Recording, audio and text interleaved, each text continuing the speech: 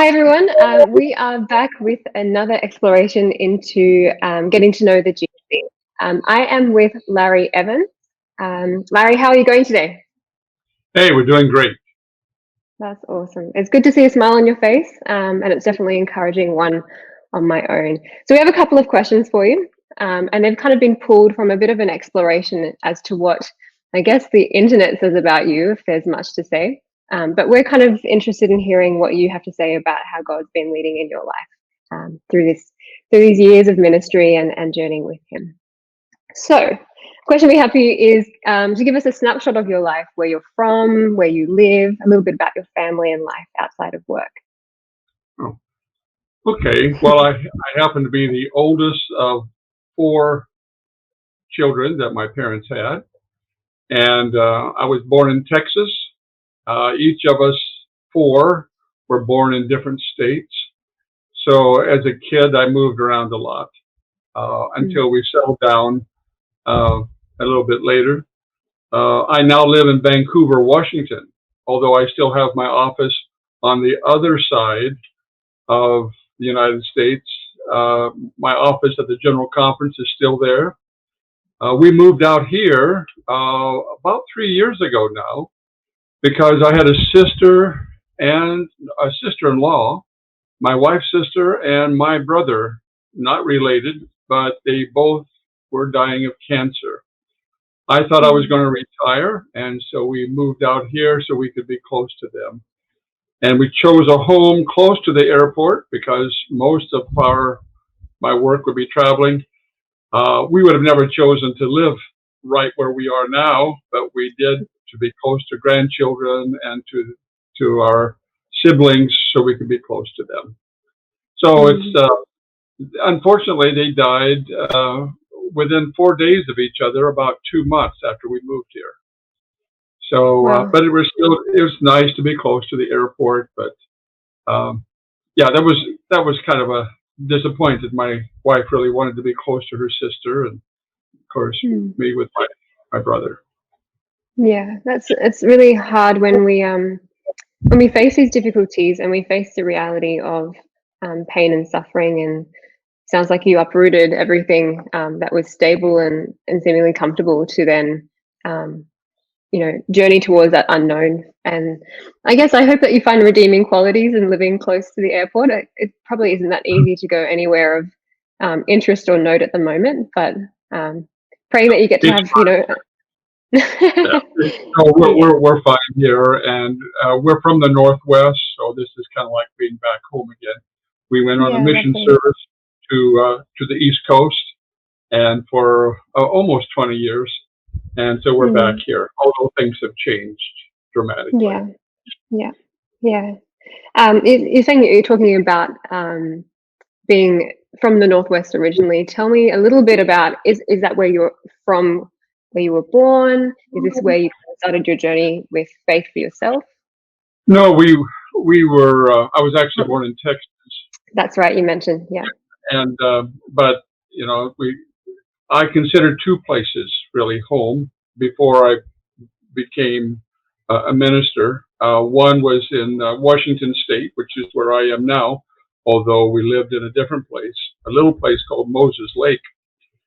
And we grew up there. It was a farm. And then we moved there to South Dakota, where my grandfather had a very large wheat farm. And we moved there. And all of that is very connected with who I am and some of my values, I guess. What type of, or give us an example of the values that extend from that experience? Well, I think living on the first farm, we lived there for about 8 years. We had 2,500 chickens, 900 geese, a couple goats, a milk cow,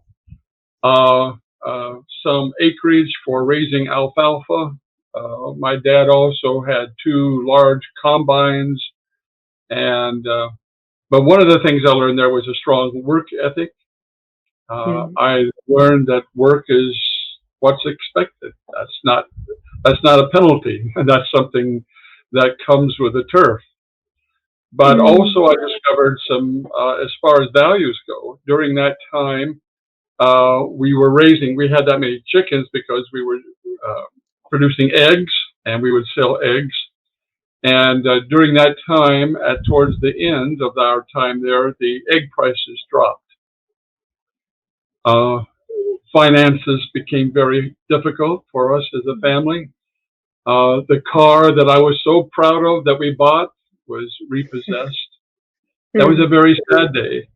And then pretty soon we had to sell our farm at a fraction of its value. And then we went through a farm auction. And that's when they sell things at dirt price. And some of those things that we sold were parts of my identity. And it was difficult. And so it was, but during that, so I tend to be very frugal in a lot of things, sometimes too frugal. And I've had to learn that. So sometimes when I was in administration, I was more cautious maybe than I should be, but I always took the tithe dollar extremely seriously and that kind of thing. So those are values. During that time, I was in public school, and I learned a lot there. My mother was a Seventh-day Adventist. She was a spiritual glue for our family. My father was not an Adventist, did not see the value of Christian education in the same way that my mother did. But my grandfather, who came into the church because of a colporteur selling the great controversy during the Depression years to my grandmother, to the chagrin of my grandfather. So he became a Seventh-day Adventist. It was the Baptist first. He became a Seventh-day Adventist. And he made it possible for me later to go to Adventist high schools. I went to 3 different academies. Didn't get kicked out of any of those, but probably should I was have. going to ask, but Yeah, we moved a lot, and so those years were changing years because when I went to academy the first time, straight from junior high school, one of my toughest classes was Bible class. I did not do well in Bible class. I mean, you should know the books of the Bible, I suppose, before you get there, and so you can find your way through the Bible, but I had a very hard time. I was so angry with God.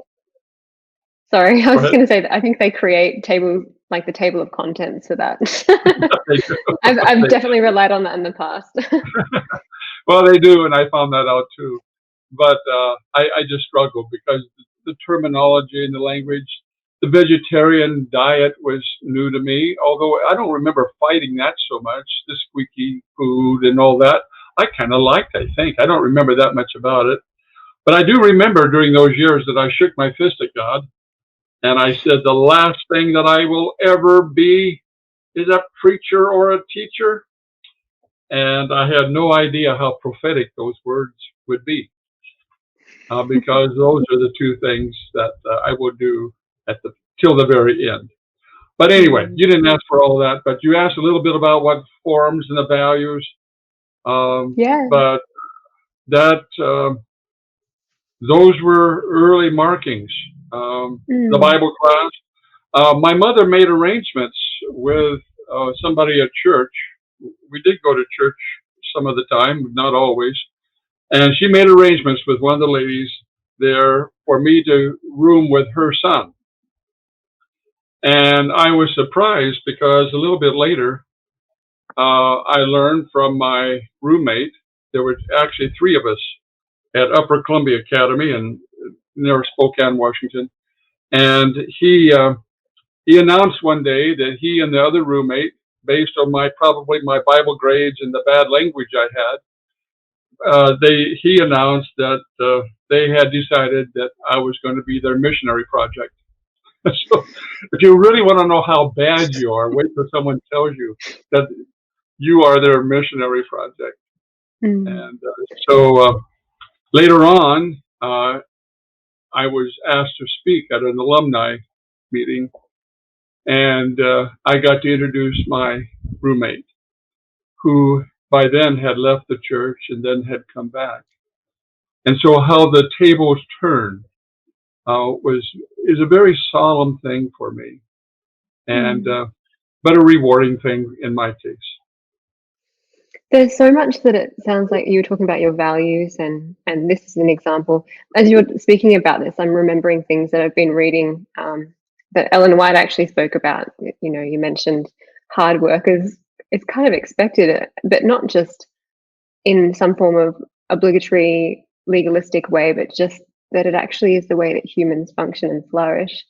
And then she also speaks about this idea. You know, your friends are saying, well, you're our mission project, but that's actually exactly what we're called to do for one another, is to hold one another up and to encourage one another. And so you're telling me the story of how now the tables have turned and you're able to speak into one another's lives, and that sounds really precious and really, really special. Well, see, a key part of who I am, and that has affected my ministry, regardless of what role I have played in ministry. I believe people can change. I believe people, we must never put a period after anybody's experience. I know I had a very bad language problem. And through academy, through a teacher, a biology teacher, Mr. Schmidt, he so exemplified the Christian life, and he helped me with my science project. I created my own science project. I was very interested in science. And so I remember going home with bad language, not from, I picked it up from my dad, and then I just embellished it. I thought it was funny, and then I was hooked, and I couldn't get off of it. And I said, Mom, what do I do? What do I do? The words just come out. And they were bad words. And she said, well, Larry, why don't you just say, my.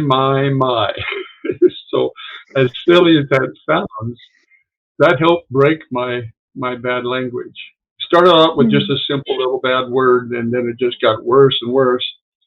And so I'm very sympathetic with people who struggle with any kind of addiction, any kind of problem, because it comes in different forms, but they need somebody who believes them, who will stand beside them and not judge them. My mother never judged me on that. I just strongly, that's where the word, we'll talk about it later, I'm sure, about the possibility. But if you really believe that people can change, then you see everybody as a possibility, not as a deficit, not as a problem. And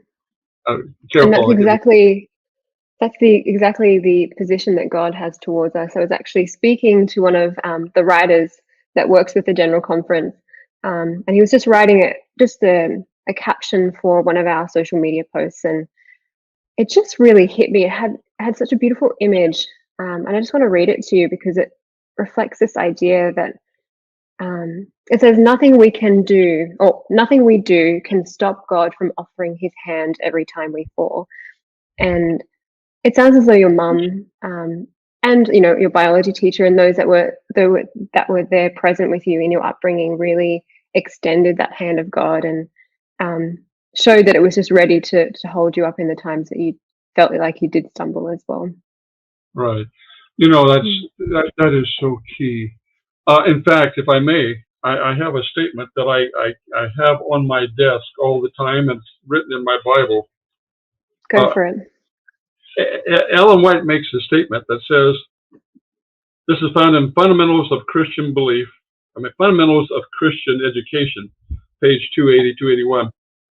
If we wish to do good to souls, our success with these souls will be in proportion to their belief in our belief in and appreciation of them. And skipping one sentence, she says, our advancing ideas of what he may become are a help we cannot ourselves fully appreciate. It starts with us believing in people. And I want to reverse. I want to reverse the way our world works, and sometimes even our church, because we seem to capitalize sometimes on what people have done wrong or what they cannot do, rather than what they can do. So if we get around people and they know that we believe in them, it's amazing what they can do. I mean, I've got the illustrations from college days, and I did not do that well in Greek until I took a class from someone who was not a Greek person, Malcolm Maxwell. And I was doing an exegesis in Romans 5, and I translated that whole thing. And all of a sudden, the Greek came forward because now I was dealing with the meaning of Scripture, not just the Greek. And that teacher I admired so much, I did not want to disappoint him. And all of a sudden, the Greek began to flow better. And when I got to seminary, I did well in Greek. So, it's just amazing what a belief in someone will do.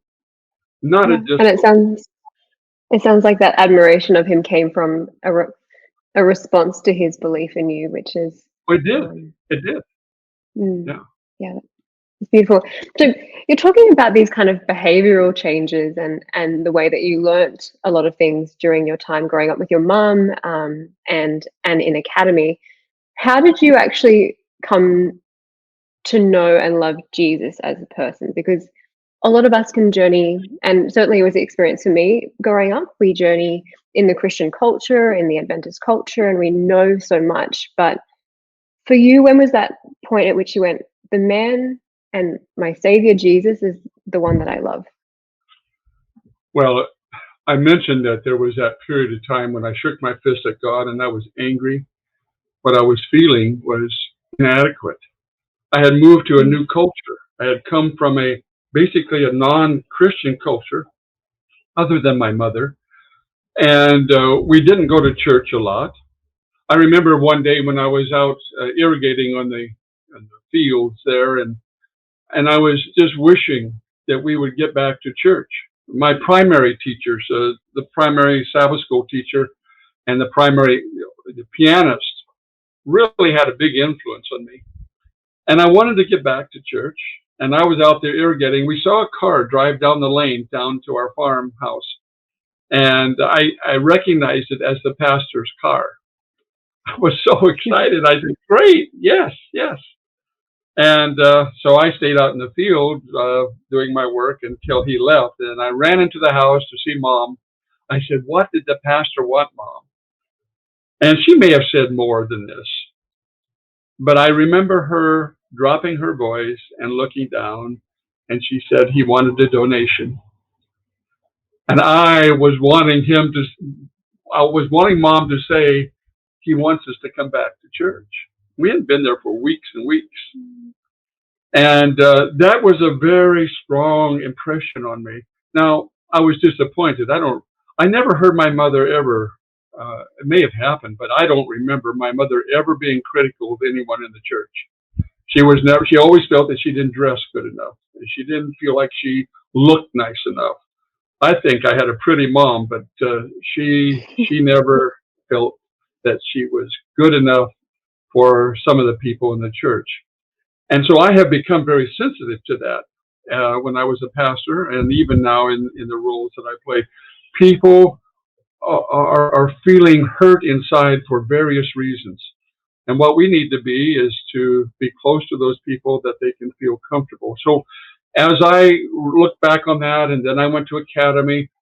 I went to another academy. I was only in that one academy 1 year before we moved to South Dakota, and then everything kind of broke loose there. And I was not happy with the way I was. The language was still a problem. I was mostly mischievous. You do not want me to tell that story, but I was mostly mischievous stuff.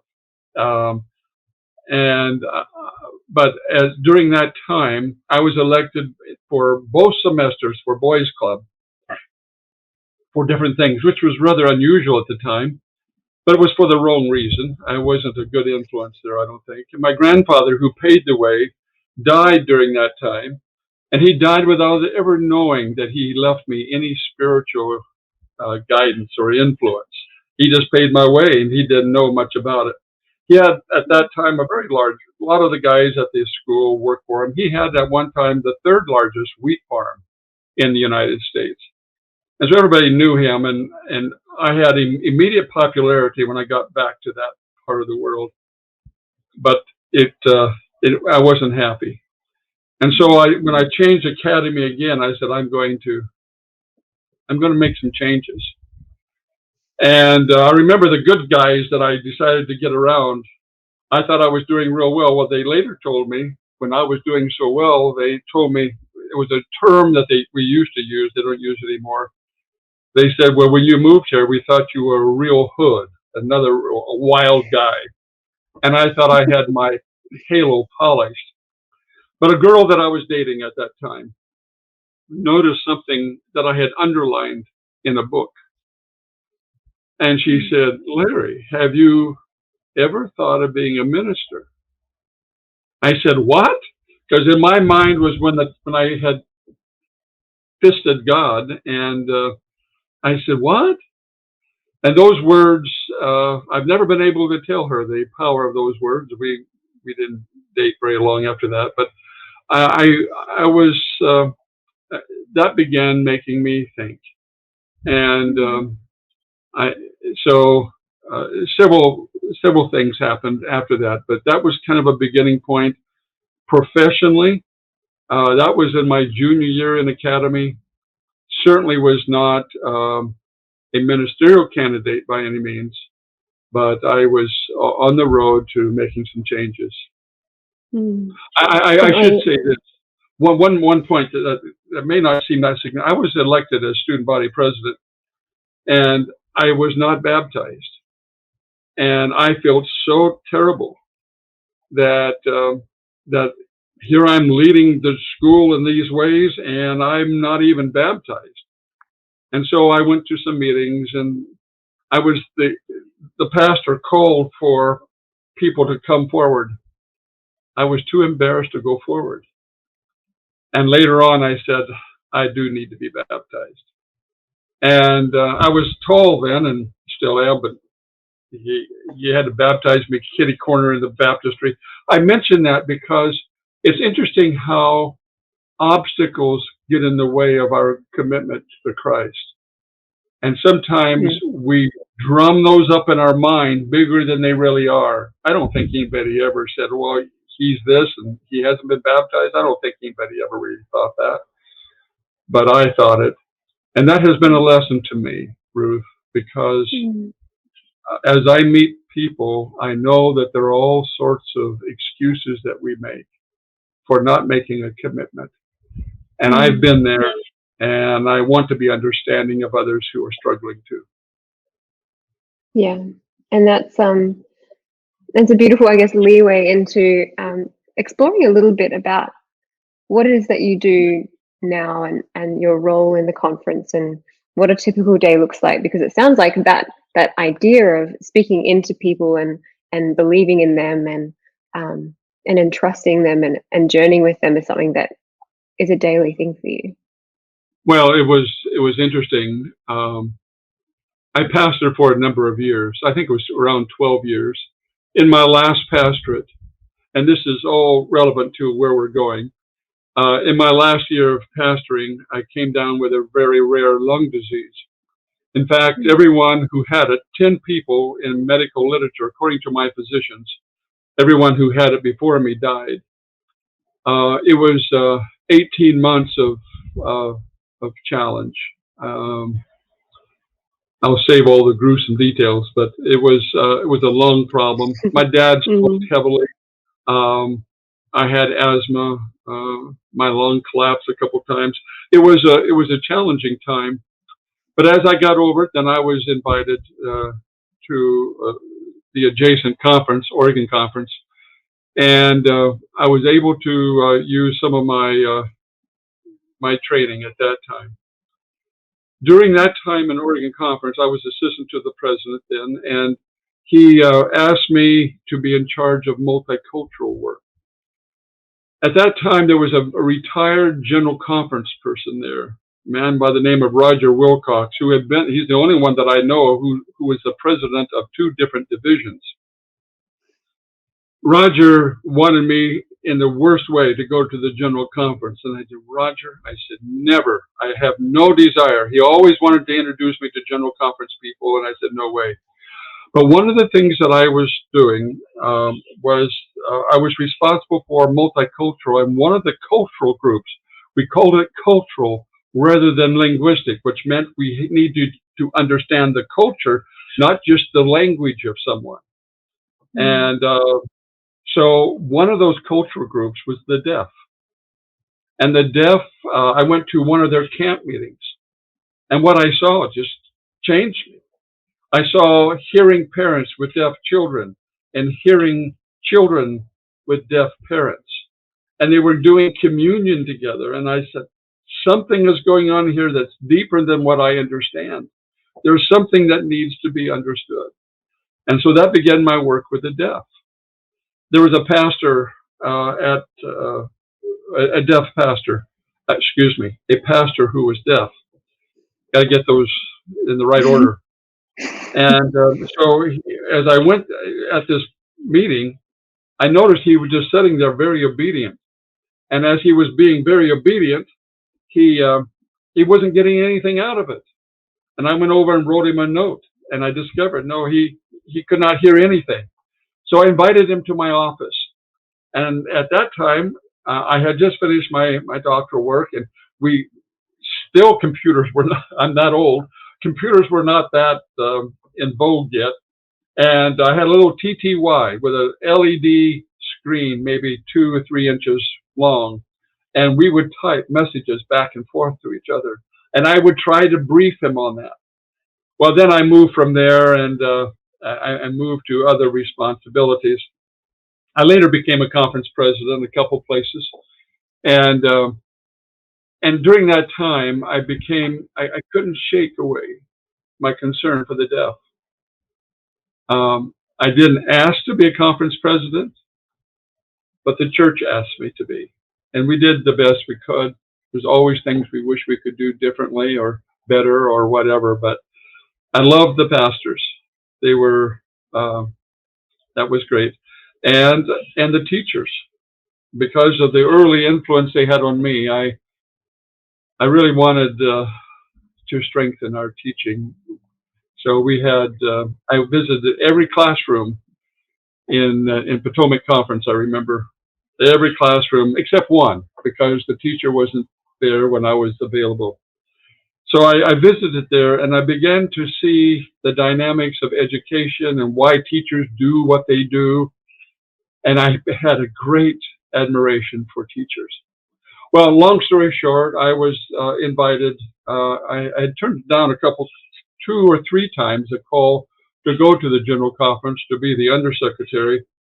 But by this time, Elder Snyder, who was then the division president, invited me to come and be his administrative assistant. I was only there about 6-8 months. I don't remember how long. And when I was there I went from there to be the undersecretary, something that I said no to. But I ended up being undersecretary for about 8 years. The reason why that is important for the story is because the undersecretary is responsible for the World Policy Book.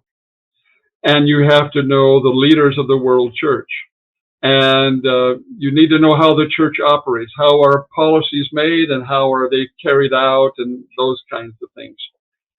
And I had no idea how important that was going to be when I began to be responsible for the ministry for the deaf for the world church. Nobody was doing it. I mean, we had little spots of deaf ministries in different places, but there was no synergy. There was no connectedness. And so what we developed in Oregon Conference, we brought back there, used that structure, and we developed a structure for what we called then just deaf ministry. But after that, it began to grow into more. Elder Polson moved, anyway, to save the story, we moved and began to develop what we call special needs ministries. And so we changed. We did not want to use the word disability, although that was used. There's nothing wrong with the word, but the emphasis was to get oftentimes to get grants, get money, whatever, and to recognize that someone had a disability, so we needed to help them. I didn't see a lot of emphasis on what those people could do. It was more for what we could do for them. Mm. And I wanted to reverse that because I saw possibilities in them. And I didn't want them to be known for what they couldn't do, but for what they could do. And that mindset changed everything. And it began to create waves around the world because we were talking now about these people, what they could do, what they could contribute. They had something to contribute to the mission force of the church. There was a voice that was silent that needed to be raised and spoken and given. And you could just see the eyes brighten up on the eyes of the deaf. Well, a little bit later, a lot of things, a lot of miles in between, but later on, we started over again, and I was asked to do full-time.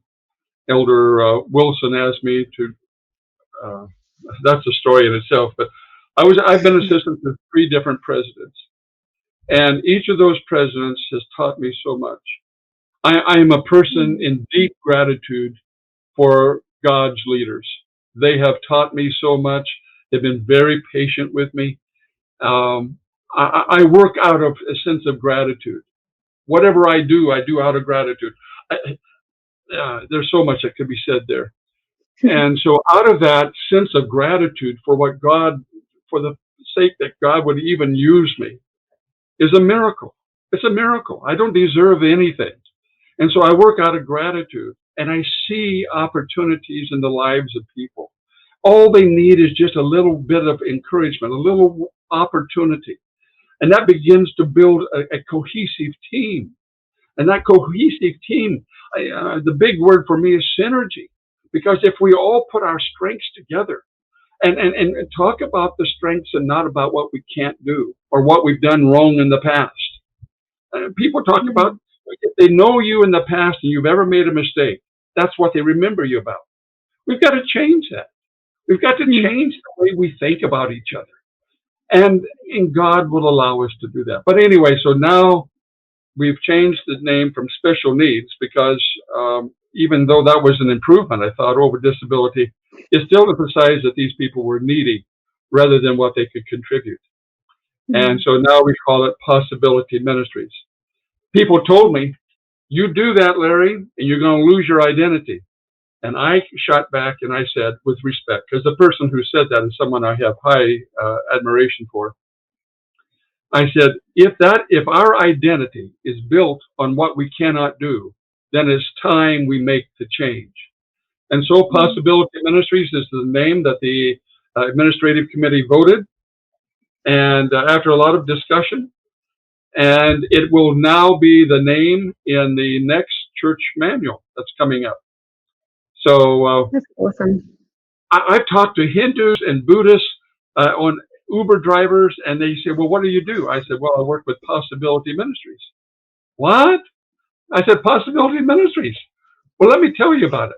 Let me tell you how I look at you. I know you're a Buddhist. I know you're a Muslim, but I see something bigger than that.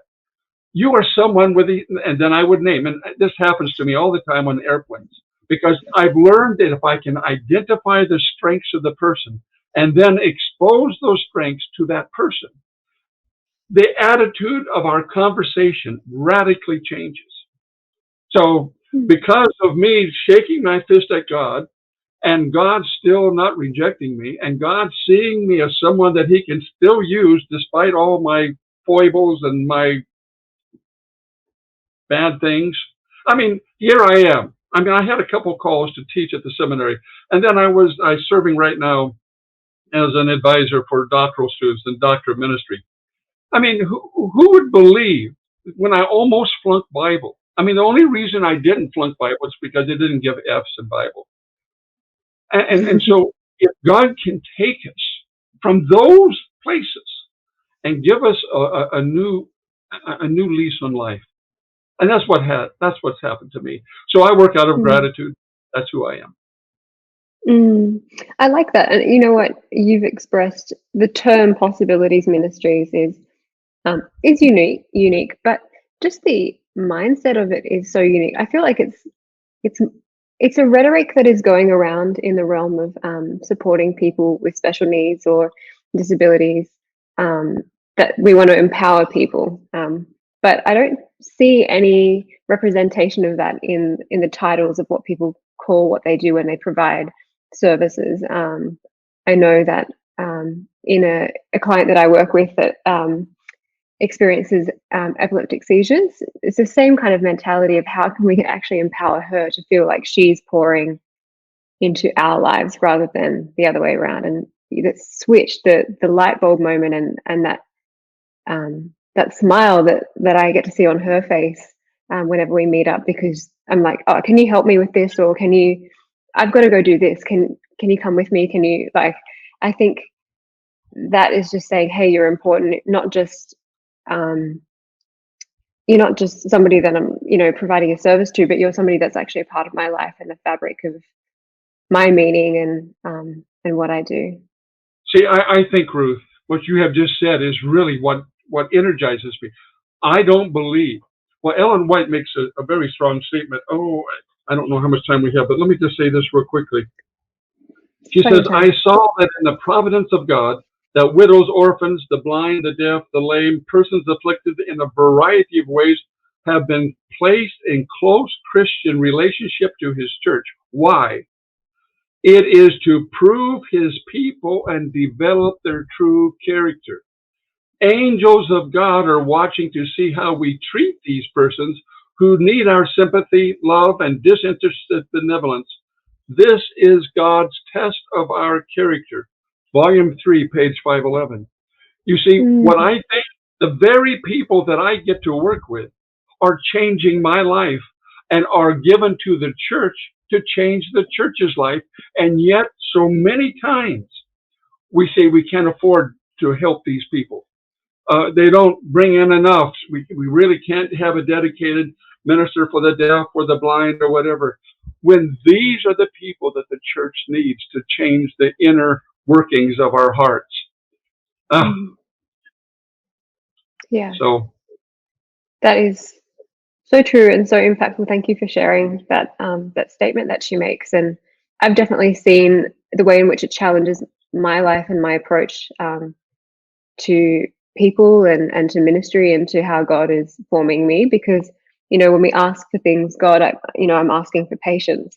A great way to experience the growth of patience is to have that muscle tested by, working or spending time with people that are that like to take their time, or it might even just be a sibling that you just struggle with, and God's just saying, this is how I want to test you. And it's in that close proximity and relationship that we find the purification of our characters. And it sounds like you're tapping into a network of people, and not to use or take from them, but you're seeing that it is a blessing to be a blessing, which is what God said to Abraham. Exactly. Now, there are 7 different ministries that we now have, and we've taken those from that statement that I just read to you. And because, as far as I know, we have never before united these 7 different ministries. Let me just name them real quick. We've got the deaf and hard of hearing, the blind and low vision. Then we have the physical mobility, those challenged with that. We always think of wheelchair. Mental health, that involves developmental learning, all sorts of things. I probably should just reference this. My father had a mental health issue, and because of that, it just developed. It grew worse with time, but that sensitized me to that. We need to have something that a layperson can talk about, and know that there is some reference point. We are not a medically oriented group. But we want to show support for these groups. Then there's orphans and vulnerable children. There's bereavement for spousal loss. You can't read the Bible without reading about orphans and widows. I mean, they're there, and the poor and the immigrants. Those are what's called the vulnerable four. And then finally, the caregiver. I added caregivers, which is a little bit strange for some people. I've added caregivers because they're the ones taking care of these other groups of people. And who's going to support them? I know that my family, when we were going through the challenge with my father, we were worn out. We were frightened. We were scared, and we needed some kind of support from the church. But if we only shy away from those people that we don't understand, we're not going to be very supportive. And so we needed a group to take care of the caregivers. And caregivers come in many shapes and forms. Sometimes it's children who are caring for their parents who simply need the psychological support. And so this ministry, all composed together, is really a ministry of compassion with 7 different names. I think it really resonates with me, the point you made about caregivers. I think they're sometimes the silent sufferers. And a point to this, I know that your family went through a time of grief, and I do actually believe that there was a recent program that Possibilities Ministries ran on the topic of grief, and just journeying with mental health, and it impacted me because just over 2 years ago now, my mum passed away, and she had cancer, and I was her sole carer, and to see the way that the church supported me and her, not necessarily by just bringing food and showing that mum was incapable of cooking for herself or taking care of herself, but actually sitting there and going and sitting and talking with her and saying, Judy, I need your advice on something, or like that type of thing. And for her, she wasn't a member of the church. She was quite frustrated with church experience, and it was beautiful to see this redemptive process of making her feel like she was a source of encouragement for others. And for me as a caregiver to watch that and then to see people pour into my life, I was just blown away by how supportive my church was, because you always feel in that situation like you're kind of doing it alone, or even in your family unit, you're doing it alone. And so that's a really important, the vicarious trauma of being a caregiver as well, when you witness the frustrations and the hurt that some people go through when they have challenges like this, is also something that we should be, supporting. And it's just beautiful to see how people respond to that loving care, and just a reflection of their worth and what they're capable of. It's a very fast-growing movement. I should mention that Possibility Ministries is not a department of the church, because we want it to be incorporated into all the departments. How can you talk about youth ministry and not realize that some of the youth are deaf, some of them are blind, and so forth? So we are what's called an initiative, and this initiative is hopefully being woven into all departments of the church, but it takes someone to spearhead it at each level of the church so that it can happen. God is blessing this. There's no way that Jesus would come without us reaching out to the deaf and the blind and all the others. Yeah, I've got a question in relation to this, but if you want to you can finish your what you were about to say first. Go ahead. You're taking it at every level, and I know that it's only been the last couple of months that I've really heard about Possibility Ministries. A friend of mine who Jennifer, from ANN, she speaks so highly of the ministry and the impact that your passion for it has on her life as well. And the question is, how does it go from being something that's quite, I wouldn't say high up, but it's an initiative that's stemming out of the general conference and by virtue of what you do and your team. How does somebody on the local church, how can they become aware or a part of what you guys are doing from higher up? Thank you for asking that question. this cannot be a general conference program. So what we have done, I haven't talked to you about some of my early training and where I got some of my training, but one of the things that I learned early on was the difference between a program and a movement. A program is something that has kind of got boxed in. You put something in a box and you hand it over. It's called a standard solution approach almost. I'm not saying all departments do this. That's not my point. But a movement suggests that it comes from the grassroots. So whatever I do at the general conference level makes no sense unless it gets down to the grassroots. But the problem is to get down there, because there are those who are blocking me or blocking this ministry before it can get down that far. So one of the things that we've done is we have a task force of each of these 7 different groups, a task force of people who are doing that. For example, we have Juliana Santos, who is blind, from Brazil. We have in Australia, your division, Wayne, he's new. Wayne, Wayne is there at the division level. But we have each of the 13 divisions with their leaders. Then we have these 7 task force groups made up different parts of the world, and we have put together people with expertise and special interests who are working with orphans and vulnerable children, who are with the blind and the deaf, and so forth.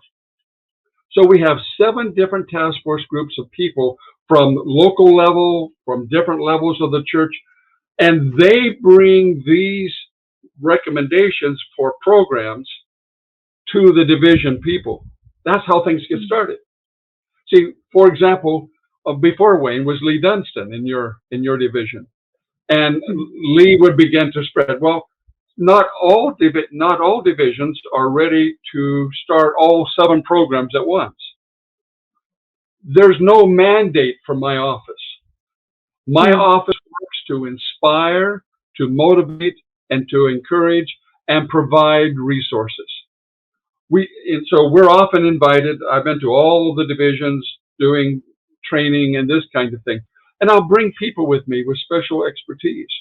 But I try primarily to cast the vision so that people can begin to realize the benefit of this ministry.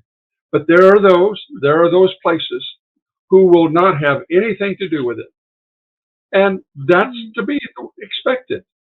But where it is, and because of that, it is a very rapidly growing church ministry. It is phenomenal what is taking place. Let me just share one experience, and I don't want to dominate this. I want you to be able to say. But one of the things, I was in Rwanda in Kenya, one of my last trips, and I've been to Kenya a number of times, but I hadn't been to Rwanda. And this time, the leader there in that division, one of the great leaders, Paul Mawasia, he had worked and got together a number of people for baptism. So we went to Rwanda, and I was just taken back, because here the time came for baptism, and people were coming on crutches.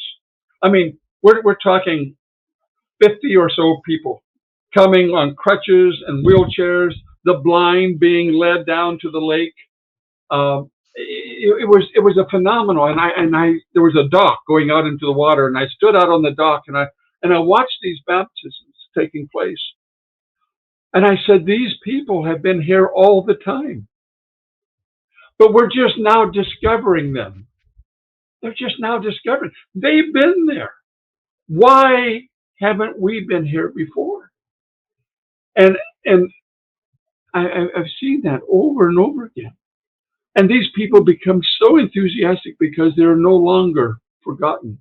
They're no longer left behind. And I think of what so much of Jesus' miracles were with these people. So much of his time was with these people. So I'm excited about it. I'm excited about seeing the Holy Spirit work in ways that I hadn't seen before. These people are my teachers. I thought I had gone to school to be educated. Well, I did, and it did help. I'm certainly pro-education. But I'll tell you, some of the greatest lessons of life have been brought to me by the people who can't walk, who can't talk, who can't see. Mm. I feel so convicted. I was getting a little bit teary just before, just having, as you're speaking of these people walking out, and the fact that they're so passionate to hear about a God that saves and a God that restores and a God that heals, and how we're actually called to go into their communities and to go into their lives and knock on their door and say, can I come in for a cup of tea, and just do life with these people in the way that Jesus did. And the thing that you mentioned was Jesus spent so much time with these people. And if we were to look at the amount of time that Jesus spent with people, and we look through his life, and it was a majority of his time that you pointed out. And I think that if we're trying to emulate Christ, it sounds like this is such a beautiful opportunity that your team and through your experiences that you've had, that we can emulate him in just a love and a care and a hope and belief, as you were saying earlier, and in these people that, man, like the witness of walking down to have a baptism on crutches and having people carrying you, that's gutsy. That takes bravery, and that takes willpower, right? They were being carried down into the water by someone because they couldn't walk.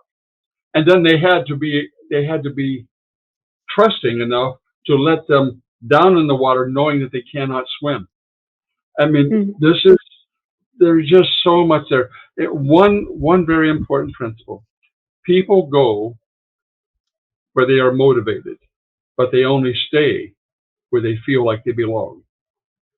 And we have to help people feel belonging. It's not enough to have the deaf, the blind, the lame, the orphans. It's not enough to have their names on the books.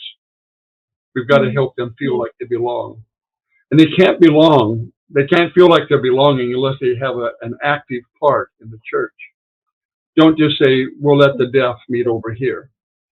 Let them be a deacon. Let them be a greeter. Let them sit at the planning table of the church's activities. Invite these people to have a voice. Right now our world is torn apart with a lot of issues about race and other cultural issues.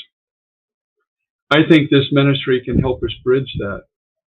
I think this ministry can help us begin to be more inclusive, regardless of race or language, whatever the case may be. There are people who are overweight who feel rejected. There are people who can't walk who feel rejected. There are people who can't talk very well. And it's time we change that. We want to make sure that there's a place where they can feel like they belong. Yeah. It sounds like from a place of feeling like you probably shouldn't have belonged in academy, and despite the cheekiness and the mischief that you daren't describe in detail, you found a place where, through these little seasons in your life, that people have spoken into what you're capable of doing, and that's resulted in something that is, by the grace of God, really meaningful in your current ministry. And I want to thank you for that. I want to thank you for spending time to share with us a little bit of your story, because I know that talking about Possibility Ministries isn't actually just talking about the possibilities of others, but it's something that's inherent to your heart as well, Larry. Well, God, if there's anything there, it's God putting it there, because otherwise, no, it's a pretty rough vessel.